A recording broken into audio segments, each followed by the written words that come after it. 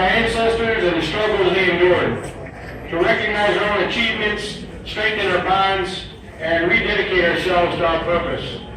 And always, we share this day with those whom we work. But this year, we're a host to a treasured friend, and it is my honor to take a moment to celebrate an extraordinary individual and an enduring champion of our values. From our nation's earliest beginnings, men and women have united together to improve their working conditions. Pillared upon the right to assemble and speak freely, generations of labor unions have negotiated fair wages, reasonable hours, and a safe workplace. But our actions are more than mere exercise of rights. Our cause is rooted in the conception of just society in which the citizens have the power to shape their own destinies.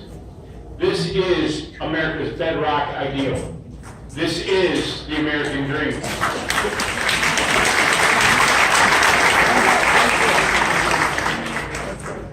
That said, the American dream does not go guarantee arrival or easy passage. Rather, the American dream promises equal opportunity to take part in what President Lincoln called the race of life. Inspired by these notions of fairness and opportunity, union members grabbed their tools and built the greatest nation in the world it has ever seen. Sadly, all intentions are not so noble, and competition interests have steadily eroded the ideals as they sought to tip the race in their favor. Though it is the object of labor unions like our own to protect members from unjust and injurious competitions, in the end, it is the government of the people to preserve the sanctity of the American dream. Through the ages, there have been few public servants who have fought more tirelessly for the American dream than our guest today. Born in Toledo, Ohio, to a union organizer, she is the first member of her family to attend college.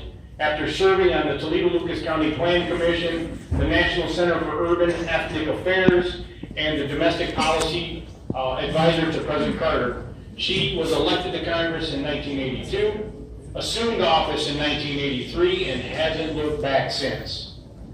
Now serving her 18th term, she is the longest-serving woman in the House of Representatives and is currently longest-serving woman in Congress. She is a fierce advocate of our environment, the education of our children, and our health care. Also, above all, our working families. She is our friend. And so, in this troubled time when our most cherished ideals are under attack by the very institutions sworn to protect them, Representative Kapture, it is our great honor to recognize your unrelenting stewardship of the American dream by bestowing upon you an honorary membership to the United Association.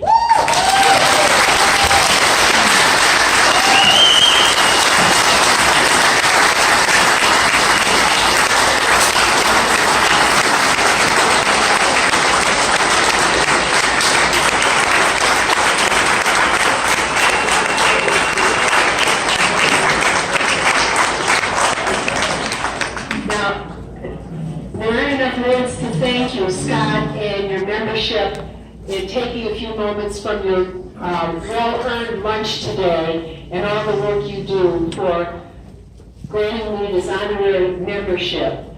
Now, I didn't take a single class or pass a single test, so I don't know how good a member I'm going to be. But believe me, I will work very hard to help you in every way that I can.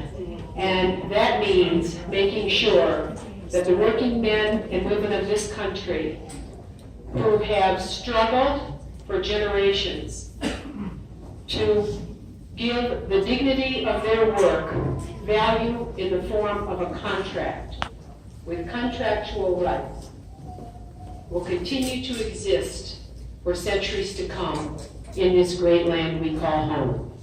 Thank you so much for being part of a tradition of labor that built the middle class of the United States of America.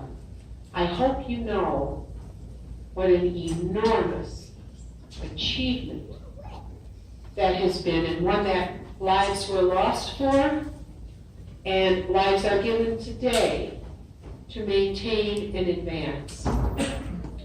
It's amazing to me, and I could tell you many stories, and maybe I'll just tell two if I'm given a moment here.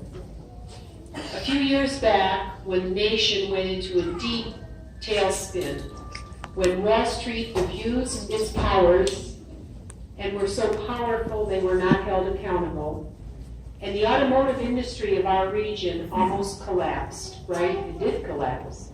And Congress was given the opportunity when President Obama was president and Vice President Joe Biden was vice president to vote to refinance, not to bail out, but to refinance the automotive industry of the United States of America. Now, I'm a Democrat, and I proudly accept this as a Democrat. The majority of Republicans voted no, including those from Ohio, to refinance one of America's lodestar industries. As a Democrat, I looked up at the boards because when we vote, our names are on panels like that, and I saw the red lights, which meant that they didn't support the refinancing of the automotive industry. Think where we would be in northern Ohio today if that had not passed. We won it on a narrow margin of less than 24 votes. And I thought, I actually prayed, I said, oh God, thank you for being with us today. Because I knew what would happen if all of the companies, not just the assembly plants, the steel mills, all the parts companies, all the suppliers, all of those in the trades who keep these facilities running, what could have happened? And it was hair thin. The vote was so thin. You would think over 400 members of the House would have voted for that. So we have a struggle. Labor's plight has always been one of struggle. It is a great struggle for the greatest human values we can imagine. That is that your life matters and that your work matters. And I see people with crutches and broken legs, and I see shoulders that have been repaired, that matters. And that we give it worth in the law of this country. And we, in 1934, my mom was a part of an organizing effort for the first time in this region to create a union in the automotive industry. Now, you're in the building trades, but for the first time in her life, when they were successful, she could put food on the table for her parents and brothers and sisters. And so I come from a family that remembers what it has taken. And so for the time that you give, Scott, look at this magnificent training center. Back when the union started in this region, there was no such thing. I was imagining in my mind if I took your training center and I put it together with UAW Training Center and with the carpenters, and I go through all the different trades. You have a university campus that you've built for this region of America, really for the world, because your work can take you around the world. Think of what you have been a part. I am so proud of you. I'm so proud of everything you've done for your children who are here listening to these adults talk up here. Get all the education you can.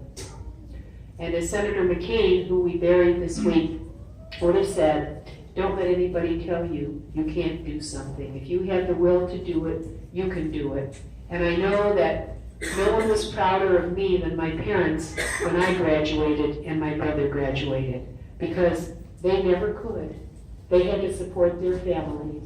So education is very important for the future of our country. Thanks to those of you who work in education, our teachers, and those who help bring up the children of working America. This is so important. I thank you for this, and I will just say one word about the current President of the United States. I'm going to take this opportunity.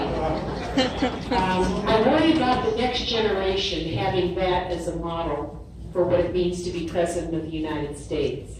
But in my best moments, I think, you know what? The young people of this country are going to see what a poor representative he really is for the nation, and we are going to produce the most honorable, the most visionary, the most educated group of young people to repair all of the damage that he's responsible for, including things like zeroing out the money for the Great Lakes, not producing the infrastructure bill he said he was going to bring to us. Where's that?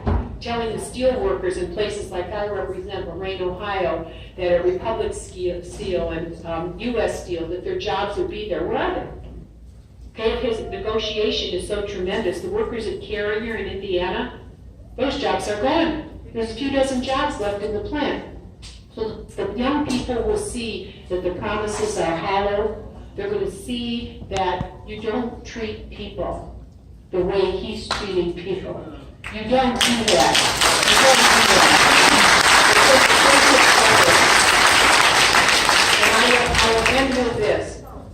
Senator John McCain and I had many encounters. And one of those occurred here in Ohio, when a few years ago, when he was running for president, he showed up about a mile from the house where I live, and just by accident, in quotes, he introduced to the country someone he called Joe the plumber. You might remember Joe. Joe ended up being my opponent. He was not a licensed plumber, by the way, and he'd never gone through your school, okay? But John McCain and I got acquainted through that episode, where I then had to, with your help, defeat Joe the non-plumber, all right? But to show you how politics should work and can work, despite what he tried to do to me, when America's interest was at stake, in a place far from our country called Ukraine, which is right next to Russia, he and I ended up fighting for the people of Ukraine and making sure that they knew that if they could ever get their country in order, that we in NATO, through the North Atlantic Treaty Organization, and our defense forces would welcome them to the free nations of the world. And together, we were in the capital of that country not so long ago, a few years ago, where we were marching to the inaugural of a president named Poroshenko, who was newly elected. And by the way, our current president supported his opponent, who was pro-Putin, pro-Russia, if you can imagine that. I could tell so many stories. But the story you need to hear is, we were all lined up, all the nations of the world, Albania, Australia, Brazil, it was all in alphabetical order. So the United States was at the end, you, United States. So I think Serbia was in front of us, and Tunisia. Finally got to the United States of America. There were just thousands and thousands of people from that country lining the streets, looking at all these countries passing by. And when the United States, when we turned the corner, Senator McCain, Vice President Joe Biden, and myself, Senator McCain representing the Senate, myself representing the U.S. House, we turned the corner, the entire throngs of people just burst into applause for the United States of America. They didn't do it for any other country. No other country. And they started shouting, America, America, America. I got tears in my eyes. I got goosebumps. I thought, I have to take this story back to the American people. They must know how others look up to us. And we are the leader of the free world. The labor movement helps us be the leader of the free world. Never forget that our flag flies high and people look to us. For those who are veterans, you know, close up, right? But for those who have not traveled, for those who have not been away from this region, the world does look to the United States of America as the leader of the free world. We must never, ever forget that. So if you come to the Capitol of the United States, on the very top is a statue. It's the Statue of Freedom. She looks east to the rising sun, and yes, she is a woman. God bless you. Thank you so much.